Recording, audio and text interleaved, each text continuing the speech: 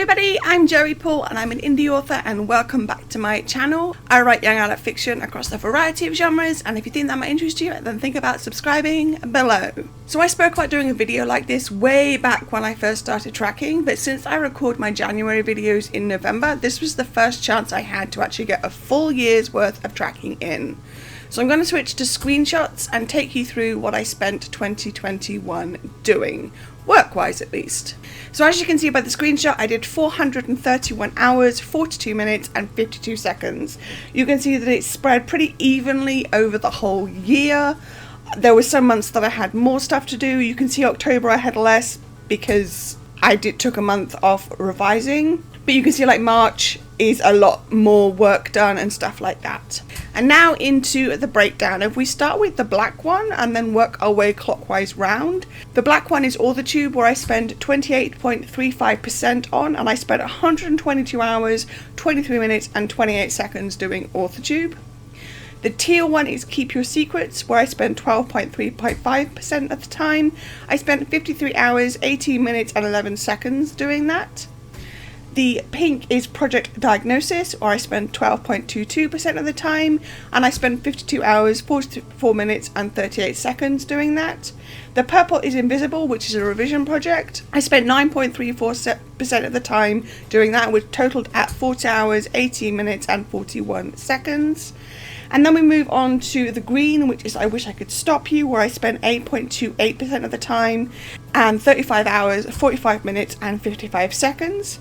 Then the first yellow is Project Isolation, where I spent 8.27% of the time, which was 35 hours, 41 minutes and 47 seconds.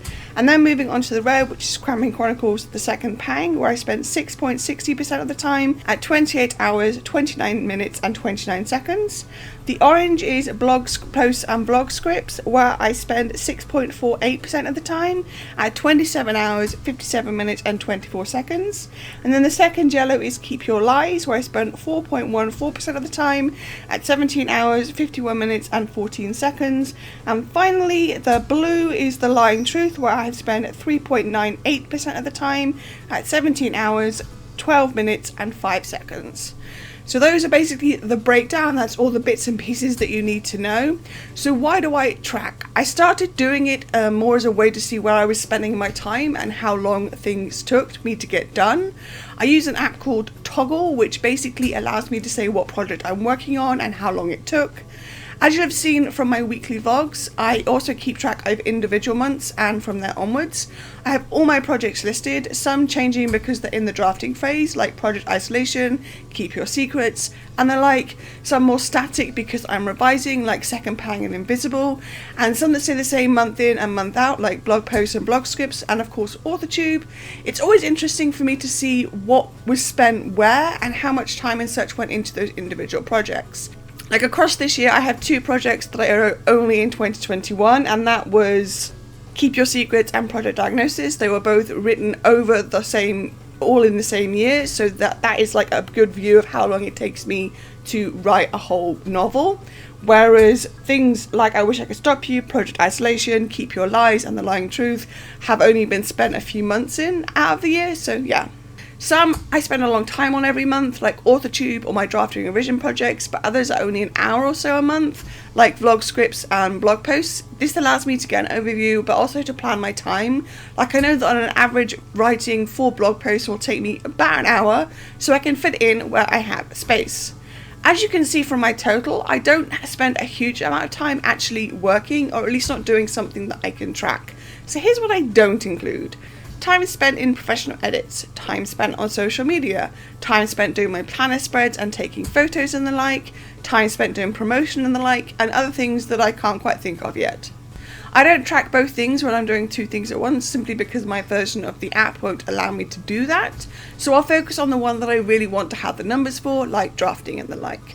When I do the weekly vlogs, I only record the time spent editing and captioning rather than the actual recording, because I'm usually doing 2 things at once. So there we go, that's my total for the year. I plan on tracking throughout 2022, and maybe if you're interested, I can do a video like this in 2023 and we can see where more of my time has gone. I'm actually really amazed with the 400 hours because I don't spend a lot of time working. Like a lot of my day is spent doing a concentrated effort on working and then spending the rest of it paying for it and catching up and all the rest of it, such is the life of a chronically ill person. I obviously do spend time doing promotion and social media and stuff that I don't track, so I don't know how much of that time is spent over the year and such, whether it would have bumped my total up a whole lot more. I just don't know. But this was really interesting to me. I really do enjoy tracking and I will keep tracking. So that's how I spent my 2021 work-wise. Do you track your time? How do you keep track? Let me know in the comments down below. So that's all I've got time for today. If you want to support my channel, you can comment, like or subscribe. I post new videos on Thursdays. You can find me all over social media and my books are available everywhere. And don't forget to pick up Lights Off, which is the third in a young adult dystopian trilogy.